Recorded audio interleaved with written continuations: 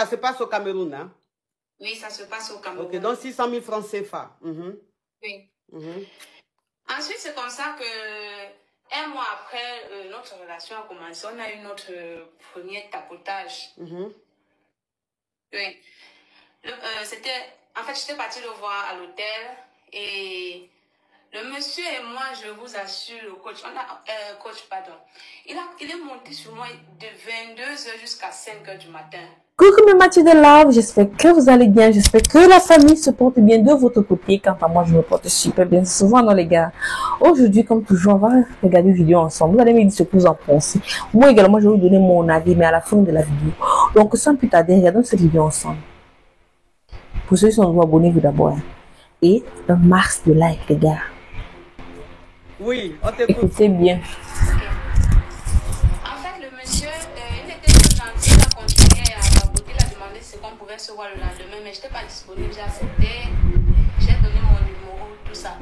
Une semaine après, on s'est vu, il m'achetait des petits cadeaux, tout ça, il était tout gentil, il m'a dit c'est pas le problème avec ton papa, j'ai tout expliqué. Il m'a aidé avec une grande somme d'argent pour pouvoir contribuer au traitement de mon papa. C'est-à-dire combien? Il m'avait donné 600 000. Oui. Ça, tu es camerounaise? Oui, je suis camerounaise. Ok, donc ça se passe au Cameroun, hein? Oui, ça se passe au Cameroun. Ok, donc 600 000 francs CFA. Oui. Ensuite, c'est comme ça que, un mois après, notre relation a commencé. On a eu notre premier tapotage. Oui.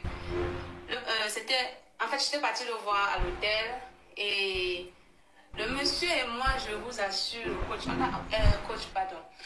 il est monté sur moi de 22h jusqu'à 5h du matin. Le gars n'était pas fatigué.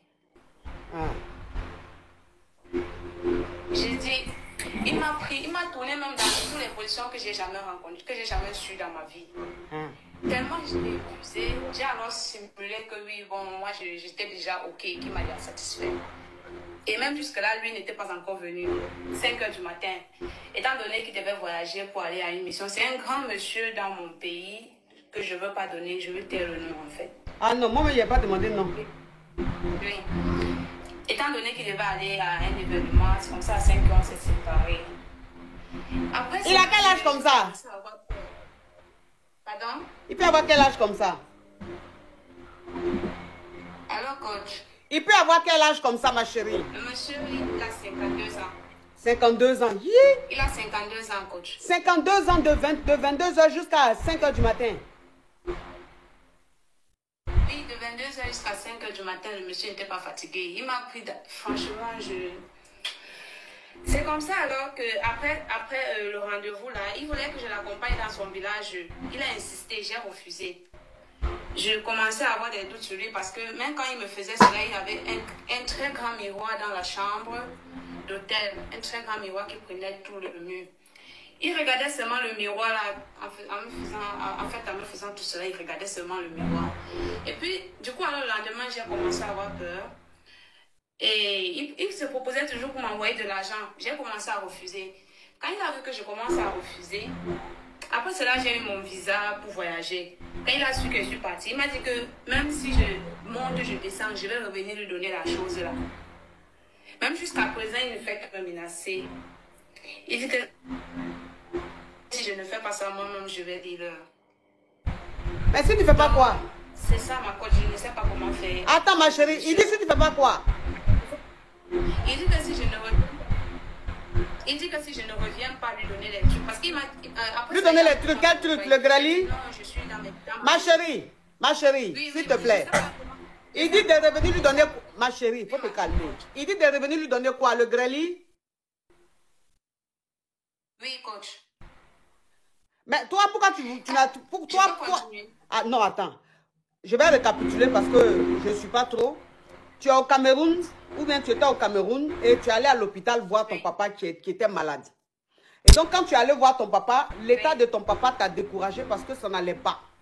Donc, tu rentrais à la maison quand un monsieur a garé sa voiture et il t'a dit de monter dans sa voiture pour t'accompagner. Tu es monté dans sa voiture. Je vois des gens qui vont dire, mais tu montes dans la voiture d'un inconnu. Bon, anyway, tant qu'à faire, c'est l'histoire qui nous intéresse. Donc, tu montes dans la voiture et le gars et toi, vous échangez les numéros, vous commencez à vous appeler. Et le gars, il t'a demandé ce que ton papa a comme maladie, puisque bien évidemment, tu lui as expliqué que ton papa est souffrant. Quand tu lui as expliqué, il t'a donné 600 000 francs CFA. 600 000 francs CFA, ça correspond à 1000 euros. Voilà. Donc, il t'a donné 1000 euros ou 600 000 francs CFA pour pouvoir soigner ton papa.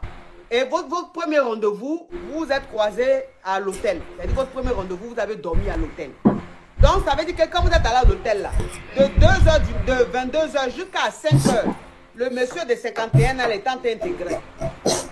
Elle est de 22h jusqu'à 5h du matin, là. C'est pas pour dire que oui, il a vomi, il s'est reposé, il t'a repris un nom. C'est-à-dire que de 22h jusqu'à 5h du matin, là, il n'a pas vomi, il n'a pas craché, rien. Donc, toi, maintenant, tu t'es obligé maintenant de lui dire, genre, que c'était bon et tout ça pour lui faire plaisir. Et pendant qu'il est en intégré, il y avait un grand miroir. Donc, tout le temps où il était intégré, il passait tout son temps à regarder le miroir. Il passait tout son temps à regarder le miroir. C'est le miroir. C'est-à-dire que, au lieu de te regarder, de te fixer, c'est le miroir seulement qui l'intéressait. Donc, depuis ce jour-là, tu es devenu un peu réticente. Donc, ça veut dire que quand le gars t'appelle, il dit, il veut te voir, tu ne vas pas. Il dit, il veut te voir, tu ne vas pas. Il veut te donner l'argent, tu refuses son argent. Oh, toi, tu as eu ton visa parce que tu avais fait une demande de visa pour voyager. Donc, tu as eu ton visa et le gars, tu as coupé les ponts avec lui. Le gars te dit, si toi, tu ne reviens pas le voir pour qu'il te grée encore, toi, tu auras des problèmes. Vraiment. Si elle a eu son visa, elle est partie. Autant mieux qu'elle se concentre là où elle est actuellement. Parce qu'il y a souvent certaines paroles comme ça, mais menaçantes, pour te faire craquer, pour faire genre, tu auras peur et puis elle se protège et elle prie son Dieu.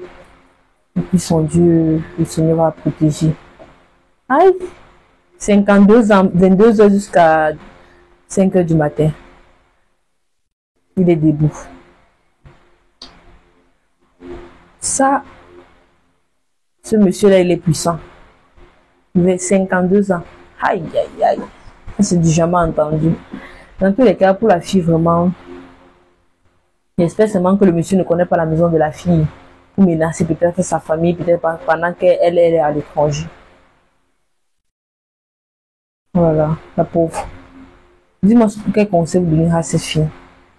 Moi, le conseil que je peux donner à cette fille, c'est de rester là-bas, couper les ponts avec lui, changer le numéro et recontacter sa famille avec son nouveau numéro.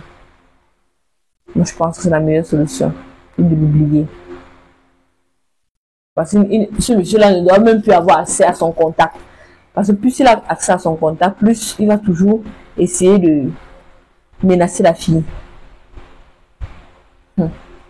Les gars, dites-moi ce que vous en pensez là-bas des commentaires. Surtout partagez cette vidéo massivement. Partagez-la. C'est une fille camerounaise qui a eu ce problème-là. Donc, partagez massivement cette vidéo. A plus. Les nouveaux abonnés, vous ne savez pas encore fait. Parce que ici, là, on ne rate pas de s'abonner quand on regarde une vidéo.